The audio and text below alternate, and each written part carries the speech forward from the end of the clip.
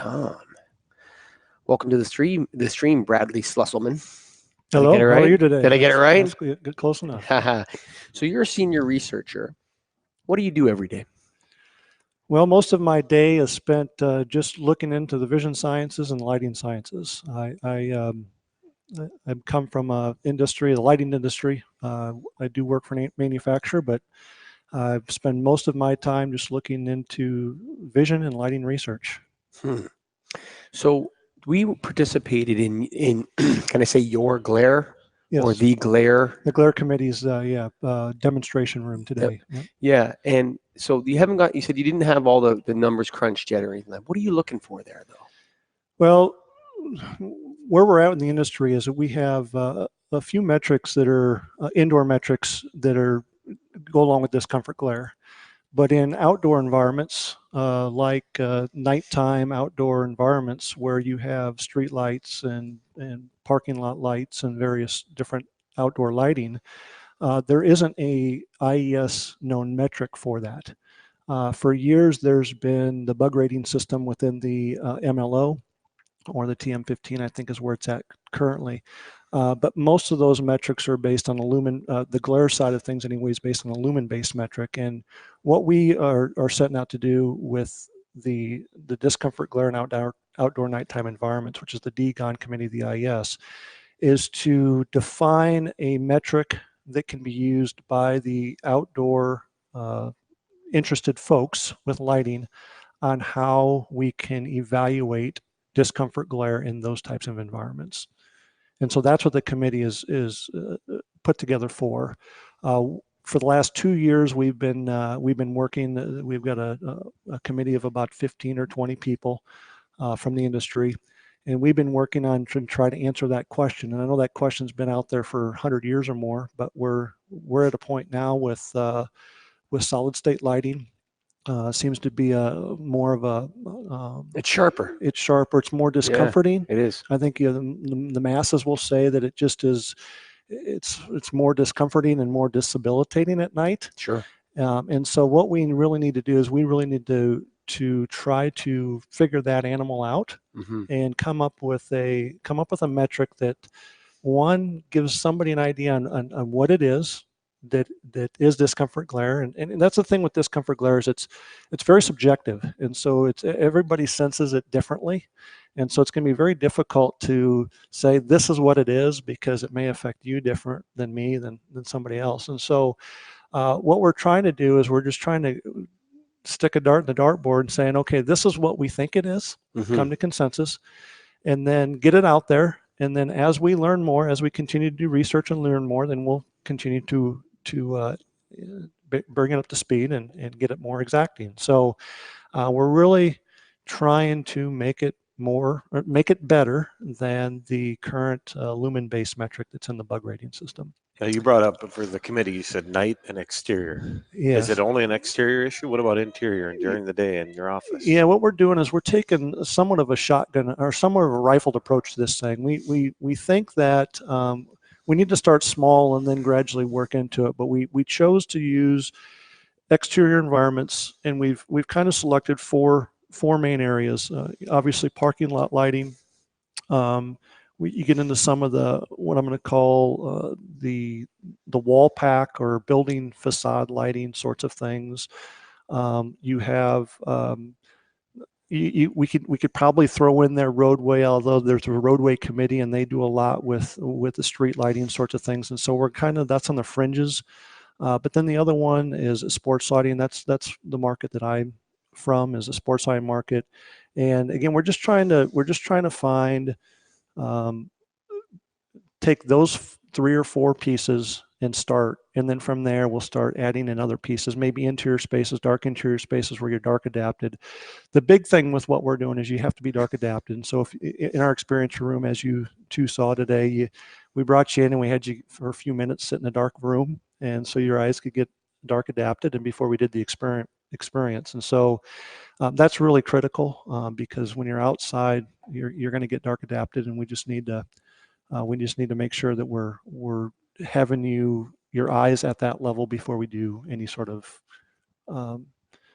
collect any information on what it is that we're trying to figure out. So on that experience that we had, just to explain, we were put in a room. We had looked at what was it, a focal point? Is that what we called it? Or yeah, there's a focus point? fixation point. Fixation point. Uh-huh. And then there was a LED on the left. There's an LED on the right, and we had to say which one was more discomforting. Yes. And is it all about the number of LED chips? Was that the differences between the two? What we tried to set up is we tried to get it so that we had different conditions.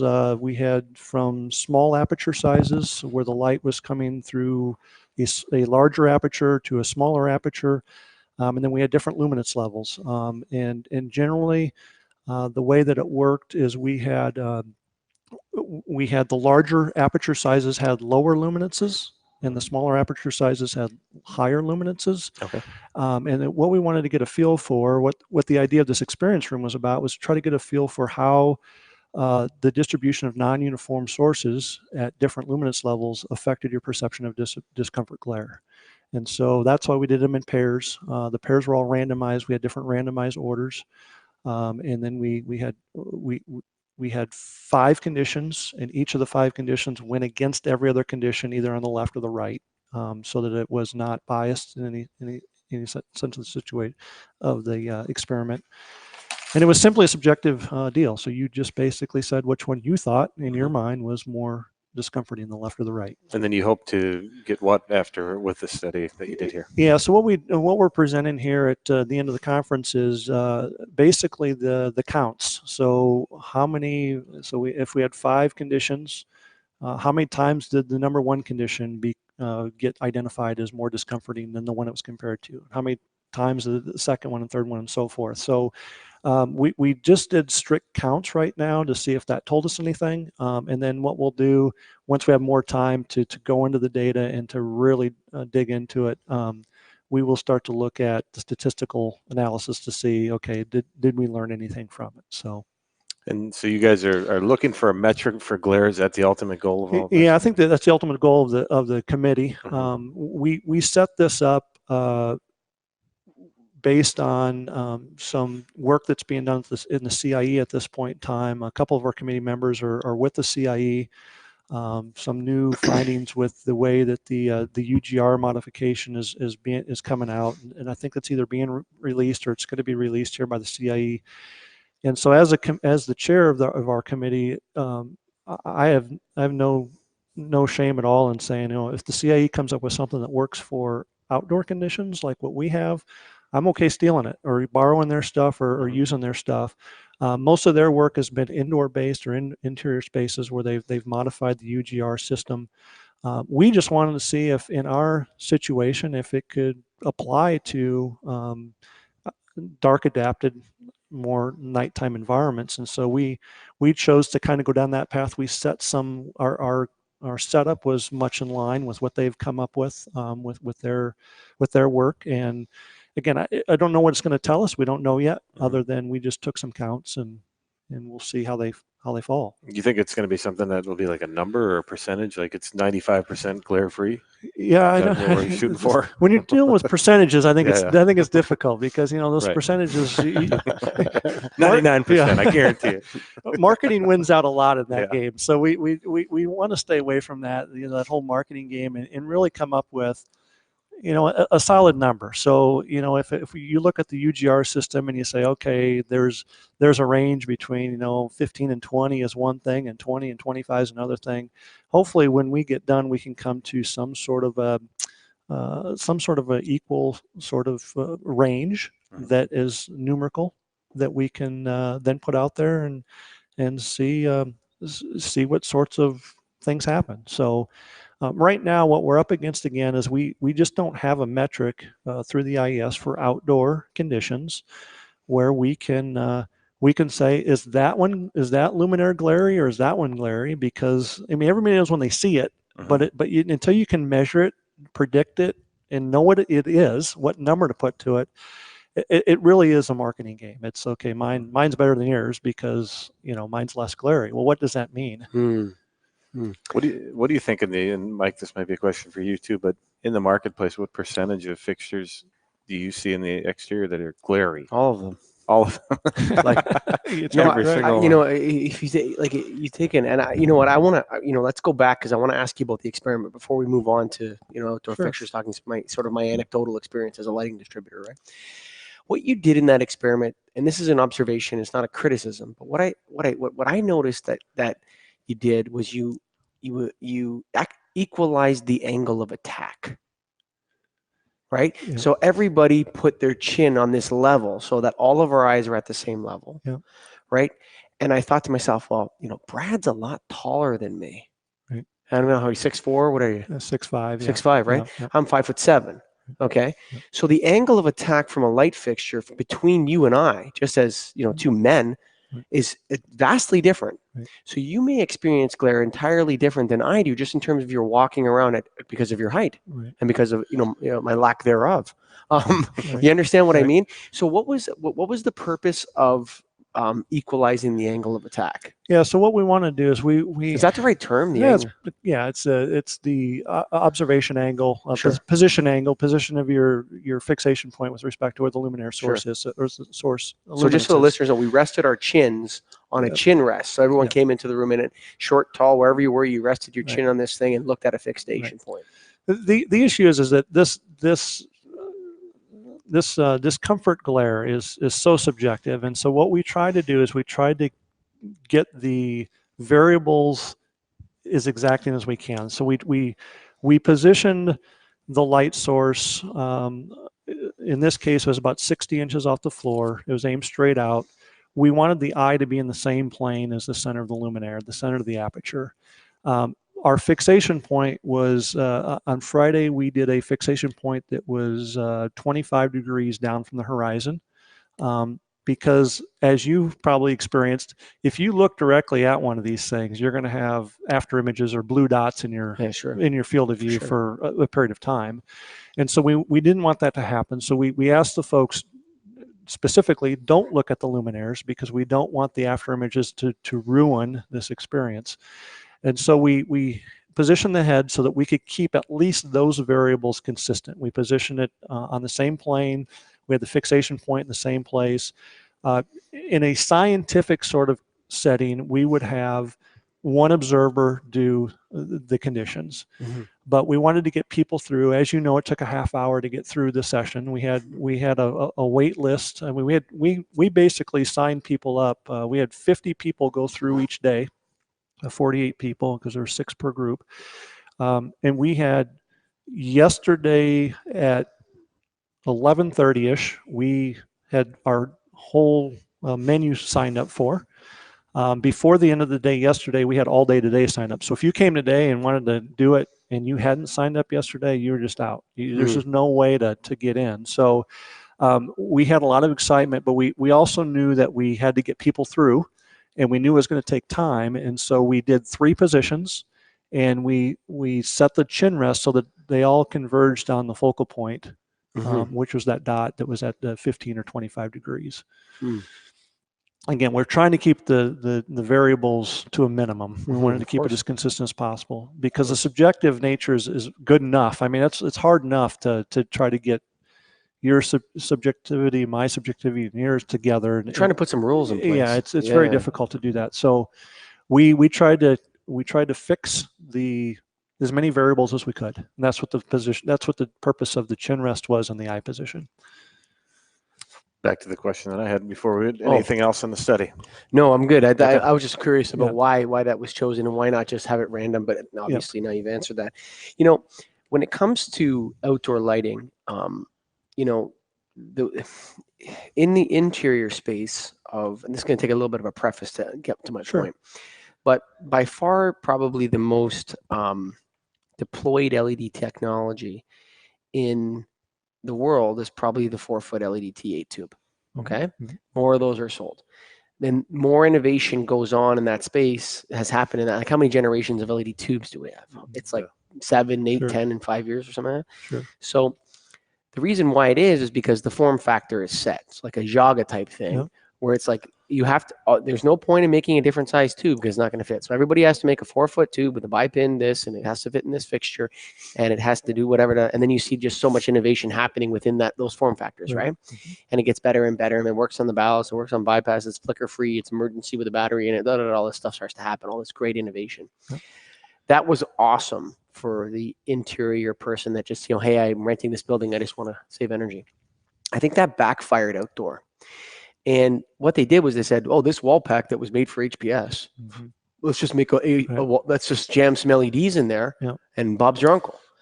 But and I think, when you drove down a street and all the wall packs were HPS or even metal halide, when you drive, you can tell a metal halide wall pack because as you drive by it, the light kind of changes in it. Do you understand what I'm saying, Greg? It looks like there's as you walk by it, as you drive by it, you see the focal point you can see the filament in a way. Like if you're a lighting dork like us, you can see that filament move across your angle as you're looking at it, right? Whereas LEDs is like boom. And so that form factor setting of the average wall pack or the Cobra head is not. I don't think it's suitable for LED luminaires. For luminaires built for LED, and I think that's the reason why we have so much of a glare problem. Yeah, no, and it's the other thing is and again, I don't know the exact number, but there's members of the committee that have done the studies on it. I know that that Yuli and Clarence, two of our committee members, when they were, Clarence is a professor at the University of Nebraska at Omaha. And then Yuli was a student there, but they did some luminance measurements of the LED source, and it's in the tens of millions for luminance of a candela per meter squared of the chip itself. And when you have that small of a source size emitting that sort of punch intensity, it really it's hard to then knock down that glare. And so there's a lot optically that you can do with an LED these days. The TIR is the favorite. Everybody's kind of using a TIR. A lot of people are using a TIR. There's some other things. What's TIR? Total internal reflectors. They basically they harness the lumens that leave that thing, and we want to get them going in a general direction. So they do a very good job at harnessing them. But when you're talking about that source and that luminance of that source, the TIR doesn't do anything by itself to kill that luminance, because you still need to throw that light in an outdoor setting. You need to throw light a long ways in some cases, with area lighting sort of thing. And so when you do that, it's beneficial to get the light out there, but it's also, if you're on the receiving end of it, it's quite painful. And so it's what we have to get figured out. We've turned a basic factory into a prison yard sometimes. Yeah, right. Yeah. You know what I mean? Like you're driving towards it at night. You feel like you're a prisoner, and it's like, don't move. You can almost feel that way sometimes. So knowing that, what we got to do is we've got to figure out what are the thresholds, what should it be at, so that it helps the luminaire manufacturers come up with, hey, how do we address this now? How do we address this glare issue that is, that's notorious with these solid state fixtures. I mean, if you're not, notorious is the right word. Notorious. It is notorious. Yeah. And what I was kind of thinking is what do you notice the most when you look at an outdoor fixture that's glare? It's usually a wall pack, right? Yeah. That's the thing that stands out, is a big glare bomb. Or it's one of those ones that is mounted to the wall, but it's pointed up like this. Yep. You know what I mean? Yeah. They've taken, and that's the other thing is, with the bug rating system, they look at, a fixed position. You got a backlight, uplight, and a glare position. It's all lumen based, but it's based on a fixed position. Well, if it's supposed to be operated in this position, and all of a sudden I need to get light out here, they tilt it up. And as soon as you tilt it up, it completely defeats the purpose of the bug system. Yeah, sure. And so that's the other thing that we've got to try to fix, because it really is, it's kind of broken in that sense when that happens. Yeah, and that's the one I notice the most is the wall pack, but I think the one that you get most negatively affected by is roadway lighting. There was an example. I was driving just back from my kids' football practice, and I looked up quick, and it was a short pole light, maybe 10 feet, and it had this bomb in there. And then I looked down to turn, and I couldn't see anything. I was blinded, like totally blinded. Turning left, and I was like, that can't happen. That's dangerous. And that's the thing you just mentioned there, is the other thing that goes into what you had asked before, and why did we fix that position there? In interior environments, there's very specific criteria on when you're sitting at a table, you're sitting at a desk, your fixation point is out here and the lights are clear up here. So they're a high angle above your field of view. What I have seen, what I've experienced, and what you just said is that in exterior environments, if you notice something that is glaring, what do? You look right at the darn thing and say, "It's that one right there." Yeah, it's true. And then you're blinded. And then you're blinded. Your pupils adjust or whatever, and you try to look back at the road, you can't see it. You can't see it. So it's like the moth drawn to the light source sort of thing. It's your eyes when you're dark adapted, and you're in an outdoor environment, and you experience something over here that doesn't feel right. Instead of looking away from it, you look right at it. Yeah. Like, what is that? What was the girl's the lady's name that was helping you, assisting you, bringing the guests back and forth from the seating area to the experiment? It might have been Naomi. No, not Naomi. The other girl, shorter hair. Can't remember her name. Anyway, Kate. It doesn't matter. But what was interesting is that she kept reminding us not to look at the light. Okay. And I needed that actually. Yeah. She must have reminded us every time or every other time at least. Yeah. So remember what you say on that fixation point. It's like, okay, I forgot, because the first thing you want to do is look at which one's the most glaring. Yeah. And we had to say that because as soon as you didn't look at it and you looked at the light source, I mean, you when we showed you the source, you couldn't physically adapt back quick enough. Yes. So you would already destroy your eye. Your eyes would have the blue dots, and you wouldn't be able to make a decision because you've got that after image on your retina. Sure. So, yeah, what we did is it was Kate in that case. She's a committee member, but the folks that were manning that position, we basically said, if they look at the source, we've got to throw the data out because it's not, whatever they tell us is not going to be accurate. And so they reminded folks, and they were very point to the point. Please don't look at it because it's going to be bad for you. One more question about the experiment that just came in. Is there a relationship in my head? Is there a relationship between glare and color temperature? There could be. I know there's some stuff with color temperature. It's a bad one because I know that the TM30 room was trying to get away from color temperature, and they're trying to go another route. But you know what I'm saying? The spectrum, 5,000 K or whatever. Yeah. So there's there is the potential to be. I'm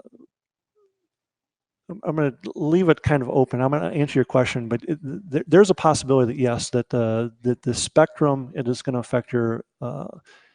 affect your subjectivity, your experience of glare. Can I throw a theory at you? Yeah. And I want you to, as wild as this seems, we're creatures, we're evolved creatures, right? Whatever it is. They say some people throw out 200,000, somebody 3.5 million years old, or whatever it is, doesn't matter. So I think humans have a relationship to low Kelvin temperature at night from fire. I think that we evolved to feel comfortable, to feel safe, but still be able to sleep with the color of fire. Sure. And I think that 5,000 Kelvin or high color temperature outdoor lighting really offends that. And I think it's an anthropological issue. It's not like oh yeah, that can change. No, I think we have a deep relationship to this warm color at night, and HPS really mimicked that. Right. I think that is, and I'm going to say a couple things here. The one that you're talking about is there's a preference for what you want. Certainly, do you want the warmer color temperatures or cooler temperatures, like in your home? If you're in your home, some people are like, okay, I want this to be inviting and feel warm, and so I want warm color temperatures. Other people are like, just throw the blue ones in there; they look fine. I like it better. So, but to your first question. There is one of our committee members is really the expert in this from the committee standpoint. But there's the Kreutz Off Curve. The Kreutz Off Curve it basically says that if you are in lower light conditions, you're going to favor warmer color temperatures. If you're in a higher adaptive state or a more lit environment, you're probably going to favor more on the cooler color temperature or the 5,000, 6,000 K sorts of sources. So there is a relationship. There has been studies done on the relationship between the illuminance levels in the eye adaptive state of the eye with respect to whether you were going to favor more warm color temperatures or cooler color temperatures. That is something that there's a member of the committee that's really looked into that a lot. But I also think that for like streetlights, the big thing right now is it 3,000K or 4,000K, or what is the best for streetlights? And I think that Kreutz Off Curve thing holds true in a lot of cases, but I also think there's a preference point. I think there's people would prefer this or that. I've heard both sides of it. I've heard both sides of people liking the bluer streetlights, and I've heard a lot of people that don't like the blue streetlights. Well, no, here's my, so I sell light bulbs to end users every day of the week. Okay, so if you take a person and you put in 5,000K lights beside 3,000K lights, you say, which one's brighter? Yeah, okay. 5,000K is brighter. Which one do you want? I want the white one. Right? But then they really don't, actually. Most people, if you didn't look up at the light and you walk through it, you realize that when you have more red saturation, you actually look better. Like you look healthier. You know what I'm saying? Your girlfriend's prettier when you dim the lights and you get more red saturation. You know what I mean? Yes, the skin tones are better. Yeah, yeah. So, it's like this idea of personal preference, that kind of would almost offends you as a scientist. Like when you say it, I hear like a little touch of contempt in your voice when you're talking about it. Well, if we had another hour, I could talk about a whole nother topic, but I think it's